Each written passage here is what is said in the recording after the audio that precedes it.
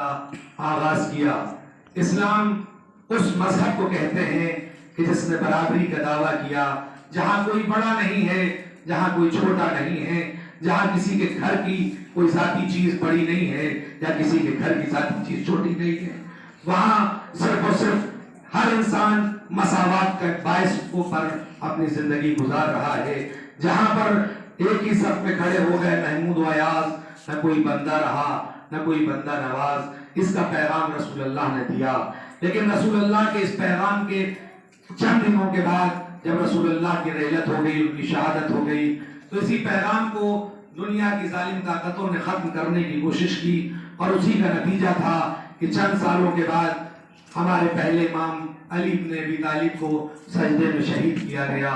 یہ طاغوتی طاقتوں کا پہلا حملہ تھا جو انہوں نے کر کے دکھایا کہ ائمہ معصومین کی پہلی کڑی کو شہادت تک کے منزل تک پہنچا دیا۔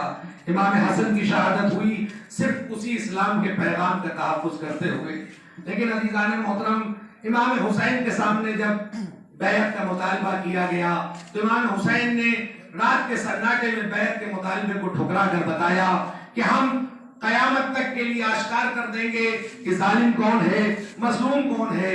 اس سے پہلے حق کے نمائندوں نے رات میں سفر طے کیا، چاہے جناب موسیٰ ہو، چاہے جناب عیسیٰ ہو، اور چاہے ختمی مرتبت ہو، رات کے سناٹے میں ہجرت کر کے انہوں نے بتایا کہ ہمیں اپنا تحفظ کرنا ہے، اپنے دین کی حفاظت کرنا ہے۔ لیکن امام حسین نے رات میں سفر نہ کر کے بلکہ دن میں سفر کربلا کر کے بتایا دنیا کو کہ ہم صرف اس لیے سفر کر رہے ہیں کہ دنیا پہچان لے کہ ظالم کون ہے اور مظلوم کون ہے۔ اور یہی وجہ ہے کہ امام حسین نے اس ولید کے دربار میں رہتی دنیا تک ایک پیغام دے دیا، جب ولید کے دربار میں انہوں نے کہا تھا کہ مجھ جیسے تجھ جیسے کی بیعت نہیں کرتے۔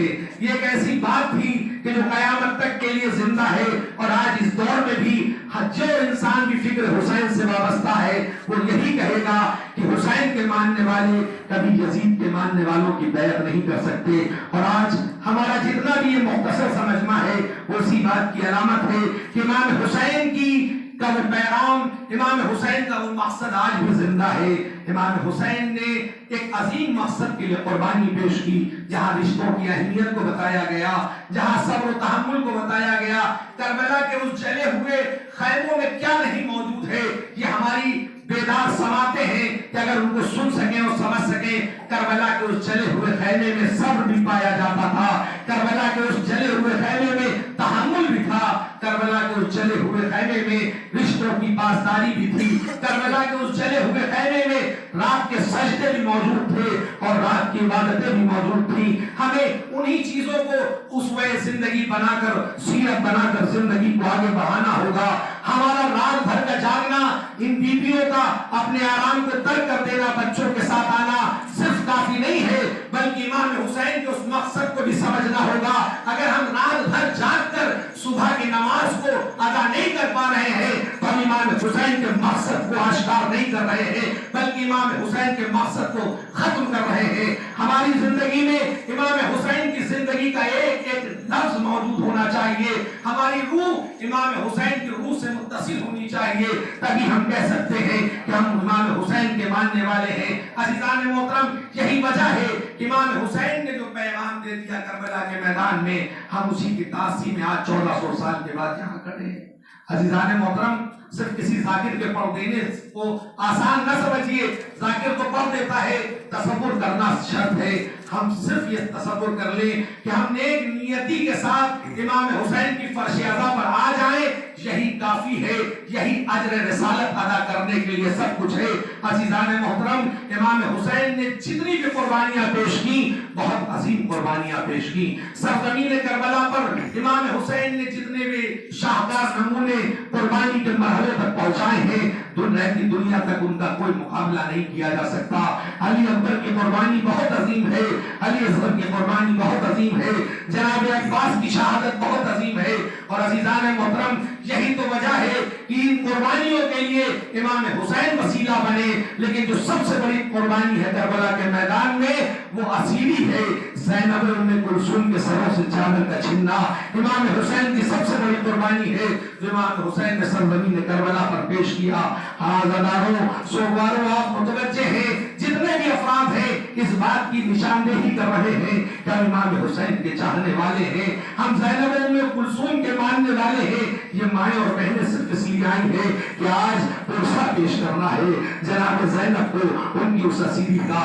हाँ सोगवारों, ज्यादा वक्त लेते हुए न लेते हुए बस इतना कहना चाहूंगा कि करबला से ये काफिला किस बेचारगी के आलम में चला था, कूफा और शाम की मंजिलों को तय करता हुआ। 1 साल के कैद के बाद जब ये काफिला आजाद हुआ है तो हर कैदी की तमन्ना होती है कि जितनी जल्दी कैद खाने से निकल जाए उतना अच्छा है। लेकिन जब सैयद सज्जाद ने आकर कहा ऐ बूटी अम्मा हमको आजादी मिल गई है, तो जनाब ज़ैनब ने एक जुमला कहा, ऐ बेटा सैयद सज्जाद हम यहाँ पर क़याम करेंगे, हम यहाँ पर मजलिस हुसैन बर्पा करेंगे। तसव्वुर करिए 1400 साल के बाद भी जब जाकिर कुछ बयान करता है तो हमारी आंखें नम हो जाती हैं, हमारी आंखों से आंसू बहने लगता है। लेकिन तारीख़ इंसानियत की वो पहली मजलिस कैसी रही होगी जिसे शाम में जनाब ज़ैनब ने बर्पा किया था, जिसमें मसाइब खुद जनाब ज़ैनब ने पढ़े थे, जनाब सैयद सज्जाद ने मसाइब पढ़े थे। एक एक सर आता था, मजलिस हुसैन मुकम्मल होती थी। कभी अली अकबर का सर आया, लैला आगे बढ़ी, कभी अली असगर का सर आया, नवाब आगे बढ़ी, कभी कासिम का सर आया, मातम हुआ, कभी और मोहम्मद का सर आया। सारे सर आए हैं, एक सर आ रहा है जिसे अब्बास का सर है कहते हैं। तारीख के लिखने वालों ने लिखा कि जब जनाब अब्बास का सर आया तो एक बार आंखें खुली थी, लेकिन जैसे ही ज़ैनब ने अपनी आगोश में लिया आंखें बंद हो गई। जनाब अब्बास की आंखों का बंद होना था कि जनाब ज़ैनब ने कहा ऐ भैया अब्बास परेशान न हो, ज़ैनब तुम्हें अपने बाजुओं के रसन के निशान न दिखाएगी, बस तुमसे इतना कहेगी कि भैया बहुत जुल्म हुआ। हाँ सोगवारों, जुल्म सहते हुए ये काफिला एक बार फिर कूफे और शाम की मंजिलों के बाद फिर करबला की मंजिलों की तरफ चला है। और वो 40 का दिन कल है जिस दिन ज़ैनब वापस करबला की सरजमीन पर आई है। कैसी शहादत पेश करने के बाद आई है। जाबिर इब्न अब्दुल्लाह अंसारी जो पहले ज़ाहिर है इमाम हुसैन के कब्र इमाम हुसैन पर मौजूद है, तभी आवाज आती है जाबिर कब्र से दूर हो जाओ, मेरी बहन ज़ैनब उम्मे कुलसूम आ रही है। जाबिर कहते आका मैं नाबीना हूँ, मैं किसी को देख नहीं सकता। आवाज आई कि जाबिर मैं ये भी नहीं चाहता कि जब ज़ैनब उम्मे कुलसूम रोए तो उनके रोने की आवाज किसी नामहरम तक जाए। जाबिर ने अपने हाथों को जोड़ा, अपने गुलाम के साथ आगे बढ़ने लगे। जब बहुत दूर पहुंच गए गुलाम ने कहा आका बहुत दूर आ गए हैं। जाबिर कहते मुझे इतनी दूर ले चलो कि मैं एक भी सदाए ज़ैनब की न सुन सकूं, उम्मे कुलसूम के नाले न सुन सकूं। हाँ ज़ैदारो, इस कैफियत के बाद ज़ैनब आई है करबला में और कैसा मातम बरपा हुआ है। एक एक कब्र पर गई है, सब ने अपने साथ लाई है, सर हुसैन को हुसैन की कब्र पर रखा और मातम किया। हाँ ज़ैदारो, रवायतों के जुमले हैं।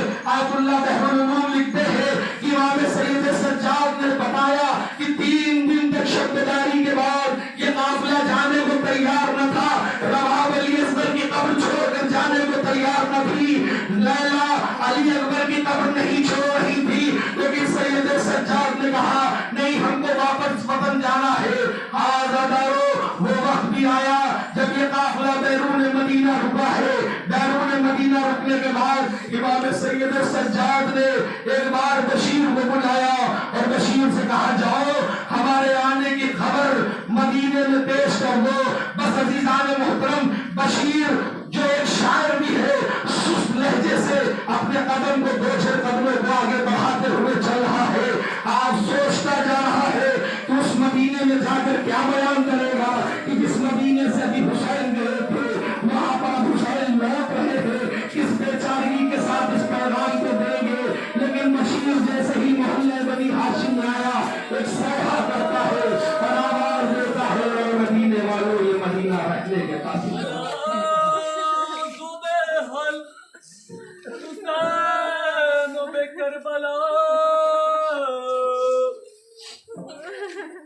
اے مدینے والو تمہارے حسین قتل ہوئے، الا قتل الحسین بکربلا۔ بس اس آواز کا بلند ہونا تھا کہ ایک بار ام البنین اپنے پوتے کے ہاتھ کو پکڑ کر کہتی ہے بیٹا یہ کون کہہ رہا ہے کہ حسین مارے گئے، مجھے اس شخص کے قریب لے کر چل۔ بس جناب ام البنین اس بشیر کے قریب آ کر کہتی ہے اے بشیر تم کس کی سنانی لے کر آیا ہے؟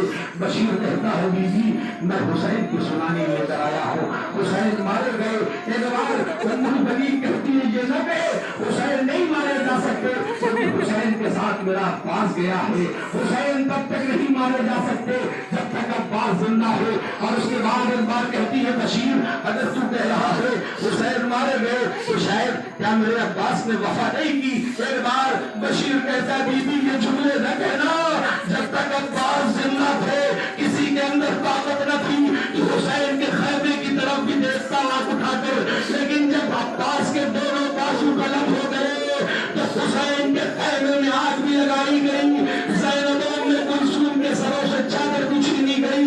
بس ایک بار ام البنین محلے بنی ہاشم کے تمام افراد کو لے کر محمد حنفیہ کے ہمراہ ایک بار ادھر جانا چاہتی ہے جدھر یہ قافلہ ٹکا ہوا ہے۔ ایک بار محمد حنفیہ جاتے ہیں، کیا دیکھتے ہیں ایک شخص ہے جو بیچ راستے پر بیٹھا ہوا ہے۔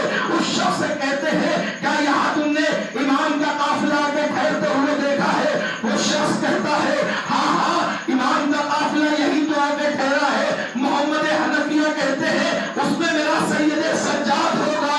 ایک بار سید سجاد کھڑے ہو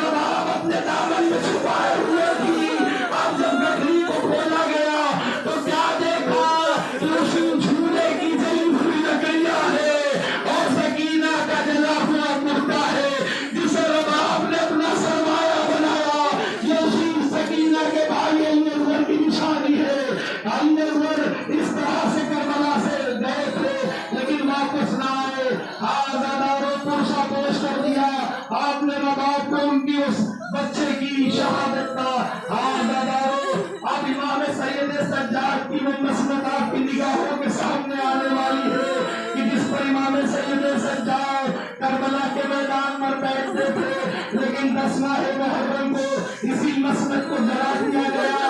اس مسند کو کے اوپر سے امام سید سجاد کو اس طرح سے اتارا گیا کہ امام سید سجاد خاک کربلا پر گر گئے تھے۔ یہ مسند نہیں ہے بلکہ امام سید سجاد کے وہ بیٹھنے کا مقام ہے کہ جہاں پر امام سید سجاد بیٹھتے تھے۔ پروسا پیش کریے، ارے یہ وہ چیز ہے، امام سید سجاد کی وہ عظیم چیز ہے جس پر امام سید سجاد تکیہ کرتے تھے۔ امام سید سجاد کو پرسا پیش کریے جس نے 35 سال آنسو بہایا ہے امام حسین کی اس مضمونی پر، اور جب بھی کبھی کسی قصاب کی دکان کے سامنے سے گزرتے تھے تو کہتے تھے ان نے اس جانور کو پانی کو پلا لیا ہے، تو وہ قصاب کہتا تھا ہمارا طریقہ ہے کہ جب تک جانور منہ ہٹا نہیں لیتا ہم پانی نہیں ہٹاتے۔ ایک بار سید سجاد گریا کرتے تھے، اے آقا یہاں جانوروں کو بھی سیراب کیا جاتا ہے، لیکن آپ کو 3 دن کا بھوکا پیاسا شہید کر دیا گیا۔ بیویوں آپ کے بندے کی حفاظت کی سواری آ رہی ہے جسے زینب ام کلثوم کی سواری کہتے ہیں۔ ارے یہ مقدس بیویاں ہیں جن کے گھر سے پردے کا آغاز ہوا۔ ارے آج وہی بیویاں ہیں جو کربلا سے کوفہ، کوفہ سے شام اور پھر واپس مدینے آ رہی ہے۔ ارے بے پردگی کے تمام رسومات دنیا نے پیش کیے، بے پردہ ہو کر زینب واپس گھر آ رہی ہے، لیکن جیسے ہی زینب نے مدینے کو دیکھا، بیرون مدینہ ایک بار زینب کہتی ہے اے مدینہ ہمارے آنے کو قبول نہ کرنا۔ جب ہم گئے تھے تو ہماری آغوش میں علی اکبر بھی تھے اور محمد بھی تھے، لیکن جب ہم واپس آئے ہیں تو پورا کنبہ اٹھا کر واپس آئے ہیں۔ اور اس کے بعد ایک بار جب روض رسول پر جناب زینب جاتی ہے تو کہتی ہے نانا اگر نامحرموں کا مجمع نہ ہوتا تو میں رضا اٹھا کر دکھاتی اور بتاتی کہ ظلم نے کتنا ہم پر ظلم کیا ہے، میں تازیانوں کے نشان دکھاتی، میں رسم کے نشان دکھاتی۔ زینب اٹھ کر واپس آئی ہے، مدینہ سب کچھ تاراج ہو گیا۔